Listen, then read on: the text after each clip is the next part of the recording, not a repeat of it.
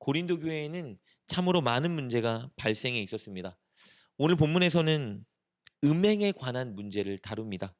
바울은 그 음행에 관한 문제를 해결하기 위해 권면을 주는데요. 본문 내용을 살펴보도록 하겠습니다.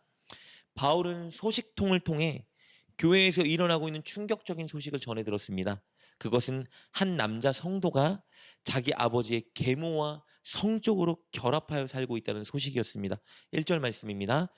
너희 중에 심지어 음행이 있다함을 들으니 그런 음행은 이방인 중에서도 없는 것이라.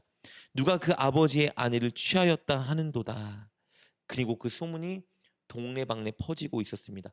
사실 당시 고린도 지역은 성적으로 굉장히 문란한 지역이었습니다. 그런데 그렇게 문란한 사람들에게도 아들이 아버지의 아내를 취했다는 것은 굉장히 충격적인 일이었습니다. 그래서 그 성도로 인해 고린도 지역 사람들이 교회를 오해하고 그리스도인들을 안 좋게 평가하기 시작했습니다. 그런데 바울에게 교회 안에 있는 이런 음행을 저지르는 성도가 있다라는 것보다 더 충격적이었던 것은 무엇이냐면요. 고린도 교회 성도들이 그것을 알면서도 그 음행을 행한 자를 교회 안에서 용인하고 있었다는 것입니다. 2절 말씀입니다. 그리하고도 너희가 오히려 교만하여져서 어찌하여 통한이 여기지 아니하고 그 일 행한 자를 너희 중에서 쫓아내지 아니하였느냐. 그들은 음행을 저지르고 있는 자를 쫓아내지 않았습니다. 그렇다면 왜 고린도 교회 성도들은 문제를 일으키고 있는 그 사람을 질책하거나 교회에서 내쫓지 않고 용납하고 있었던 것일까? 그 이유는요. 그 음행을 저지르고 있는 성도가 사회적으로 굉장히 높은 신분에 힘 좀 쓰는 사람이었기 때문입니다. 고린도 교회 성도들은 그 사람으로 인하여 많은 혜택을 누리고 있었습니다. 교회의 많은 재정적인 부분을 지원받을 수 있었고요. 심지어 일자리도 그를 통해 구할 수 있었습니다. 오늘날로 비유하자면 우리 교회 같은 개척교회 안에 국회의원 한 성도가 있는 것과 마찬가지일 것 같아요. 11조도 많이 하고 우리가 활동할 수 있게 재정적인 도움을 많이 준다고 생각해 봅시다. 그리고 우리 청년들이 그 사람 덕분에 보수가 많은 직장에 취직할 수 있다고 생각을 해보세요. 그런데 그 사람이 큰 도덕적인 잘못을 저질렀다. 그럼 그 사람은 쉽게 내쫓을 수 있을까요? 그 사람을 내보내면 교회는 재정적인 문제에 처할 것이고 우리가 누리던 수많은 혜택들은 사라져 버립니다. 이런 상황이었기에 고린도 교회 성도들은 그저 그를 용납했습니다. 오히려 성도들은 음행하는 자의 사회적인 높은 신분을 자랑하기까지 했습니다. 우리 교회에 그런 교인이 있는데 대단하지 않아? 6절 전반절에 이렇게 기록되어 있죠. 너희가 자랑하는 것이 옳지 아니하도다. 자랑하고 있었다는 의미입니다. 그래서 바울은 교회를 사랑하고 생각하는 마음으로 이 문제를 어떻게 해결할지에 대해 판단을 내려줍니다. 4절과 5절 말씀입니다. 주 예수의 이름으로 너희가 내 영과 함께 모여서 우리 주 예수의 능력으로 이런 자를 사탄에게 내주었으니 이는 육신은 멸하고 영은 주 예수의 날에 구원을 받게 하려 함이라. 바울은 먼저 4절에서 이 판단과 결단이 자기 개인적인 생각이 아니라 예수님의 뜻과 권위에서 온 것임을 강조합니다. 그리고 5절에서 성도들에게 결단을 촉구합니다. 그를 내보내라. 여러분 5절 말씀을 보면 그를 사탄에게 내주라라고 말하고 있는데요. 이 표현은 그를 교회에서 쫓아내라는 말입니다. 출교시키라는 의미예요. 그런데 교회 밖이 사탄이라는 말은 좀 그렇죠? 이 표현은요. 교회 밖으로 내보내지는 것은 사탄에게 내어준다라고 표현하고 있는데 이것은 교회는 성령의 은혜 안에서 서로가 하나님께 가까이 나아갈 수 있도록 돕고 격려해 주는 곳인 반면에 세상은 사탄의 가치관과 사탄의 유혹이 가득한 곳이라는 것을 의미하는 표현일 뿐입니다. 그러나 음행한 자를 교회에서 추방시키는 목적은 단순히 그를 처벌하는 목적은 아닙니다. 두 가지 목적이 있는데요. 첫 번째 목적은요. 그 죄 지은 자가 진정으로 회개하기 위함입니다. 바울은 이 결정을 통해서 음행한 자가 교회에서 내쫓임을 당하면 강한 충격을 받고 진정으로 회개하기를 바라는 마음에 그를 출교시키라고 명령한 것입니다. 그래서 5절에서 이렇게 말하고 있죠. 육신은 멸하고 영은 구원을 받게 하려 함이라. 여기서 말하는 육신은요. 세상의 가치관에 빠져 죄를 짓는 모습을 의미합니다. 그리고 그 육신을 죽인다는 말은 그 죄와 세속적인 욕구를 십자가에 못 받게 한다는 의미예요. 즉 진정한 회개를 의미하는 표현입니다.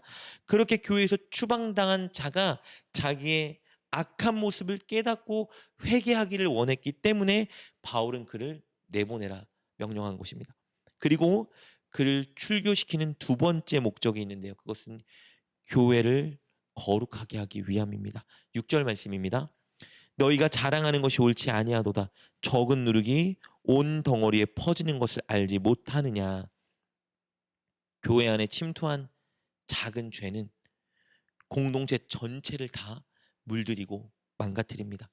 누룩이 밀가루 반죽에 섞이면 반죽이 부풀게 되는 것처럼 한 사람의 죄와 잘못된 가치관은 교회 전체를 다 죄악에 물들인다는 것을 바울은 알고 있었습니다.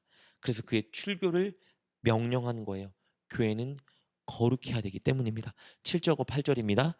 너희는 누룩 없는 자인데 새 덩어리가 되기 위하여 묵은 누룩을 내버리라. 우리의 유월절 양 곧 그리스도께서 희생되셨느니라. 이러므로 우리가 명절을 지키되 묵은 누룩으로 말고 악하고 악의에 찬 누룩으로도 말고 누룩이 없이 오직 순전함과 진실함의 떡으로 하자. 교회는 예수님이 십자가에 달려 흘리신 피와 죽음으로 인해서 죄 없이 깨끗하게 되진 존재입니다. 교회는 누룩이 전혀 없는 깨끗하고 순결한 새 반죽 덩어리와 같은 존재가 되었습니다. 그렇게 교회는 늘 죄의 요소를 끊임없이 제거하기 위해서 노력하는 사명을 가진 공동체입니다. 8절에서 권면하는 것처럼 악과 음란과 거짓은 내버리고 늘 순전함과 진실함으로 채우는 존재가 되어야 되는 곳입니다. 바울은 이렇게 교회가 얼마나 죄로부터 세상의 가치관으로부터 순결하고 거룩해야 되는 곳인지 알았기 때문에 이것을 권면하고 있는 것입니다. 그러나 바울은 이 권면을 듣고 고린도 교회 성도들이 이 권면을 오해할 소지가 있다라고 생각했습니다.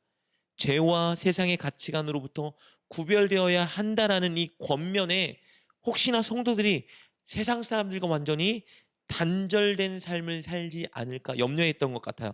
그래서 한 가지 가르침을 더 덧붙이는데요. 9절부터 11절까지 말씀입니다. 내가 너에게 쓴 편지에 음행하는 자들을 사귀지 말라 하였거니와 이 말은 이 세상에 음행하는 자들이나 탐하는 자들이나 속여 빼앗는 자들이나 우상 숭배하는 자들을 도무지 사귀지 말라 하는 것이 아니니 만일 그리하면 너희가 세상 밖으로 나가야 할 것이라. 이제 내가 너에게 쓴 것은 만일 어떤 형제라 일컫는 자가 음행하거나 탐욕을 부리거나 우상 숭배를 하거나 모욕하거나 술 취하거나 속여 빼앗거든 사귀지도 말고 그런 자와는 함께 먹지도 말라 함이라. 바울은 세상 사람들과 단절하라는 의미가 아니라고 밝힙니다. 왜냐하면 세상 사람들에게는 다가가 복음을 전해서 그들이 주님께 돌아오도록 만들어야 되기 때문입니다. 바울은 11절에 형제라 일컫는 자가 음행하거나 탐욕을 부리거나 우상 숭배하거나 모욕하거나 술 취하거나 속여 빼앗으면 그와 사귀지도 말고 함께 먹지도 말라고 말합니다. 여기서 말하는 형제라 일컬어지는 자는 성도를 의미합니다.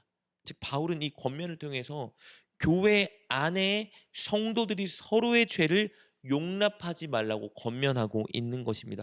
교회가 교회답게 거룩하고 깨끗하고 순결하게 살아가도록 늘 권면하고 붙들고 만들라고 권면하고 있는 것입니다. 교회 안의 죄에 대해서 바울은 단호하게 대처하라고 말하고 있는 것입니다. 왜냐하면 교회는 거룩해야만 하는 곳이기 때문입니다. 오늘 본문은 우리에게 굉장히 중요한 가르침을 전해줍니다. 교회는 예수님의 피로 순결하고 정결하며 세상과 완전히 구별된 거룩한 곳이라는 겁니다. 그렇기 때문에 교회는 죄의 문제와 세상의 가치관에 물드는 것에 대해 굉장히 민감해져야 합니다. 우리 성도 한 명 한 명이 모두가 죄에 대해 민감해야 합니다. 세상의 가치관에 빠져 그것을 추구하는 것에 대해 굉장히 민감해야 합니다. 건물이 커지고 사람 수가 많아지는 것이 목표가 아니라 한 사람 한 사람이 교회의 거룩을 지키는 것이 목표가 되어야 합니다. 죄와 세상의 유혹을 참아내고 하나님 말씀에 순종하기 위해 애쓰는 그런 교회를 만드는 것이 목표가 되어야 합니다. 이것이 진정 교회를 향한 목표가 되어야 되는 것입니다. 그 일에 모두가 다 힘을 내어 앞장서야 합니다. 그럴 때 교회는 세상을 구원하고 하나님의 영광을 올려드리는 온전한 교회가 될 수 있는 것입니다. 사랑하는 여러분, 우리 교회가 그런 교회가 되도록 먼저는 늘 자신을 점검하며 죄와 세상의 가치관으로부터 거룩하기 위해 노력해야 합니다. 동시에 우리 성도 한 사람 한 사람 늘 서로가 회개하고 승리할 수 있도록 중보기도 하며 붙잡아 주어야 합니다. 그렇게 하나님이 기뻐하는 거룩한 교회를 만들기 위해 노력하는 저와 여러분 되시기를 주님의 이름으로 축복합니다. 기도하겠습니다. 하나님, 눈앞의 이익을 위해서 죄를 용인하고 죄와 타협하는 우리가 되지 않게 하여 주옵소서. 순결하고 거룩한 교회를 만들기 위한 목표를 가지고 우리 모두가 그 일에 앞장서게 하여 주옵소서. 그리하여 지역의 구원의 빛이 되는 그런 교회가 되게 하여 주옵소서. 예수님의 이름으로 기도드립니다. 아멘. 오늘 말씀을 통해 깨닫고 결단한 것은 무엇입니까? 그것을 붙들고 하나님께 기도합시다. 그리고 그렇게 실천하며 하루를 살아가는 여러분 되시길 주님의 이름으로 축복합니다.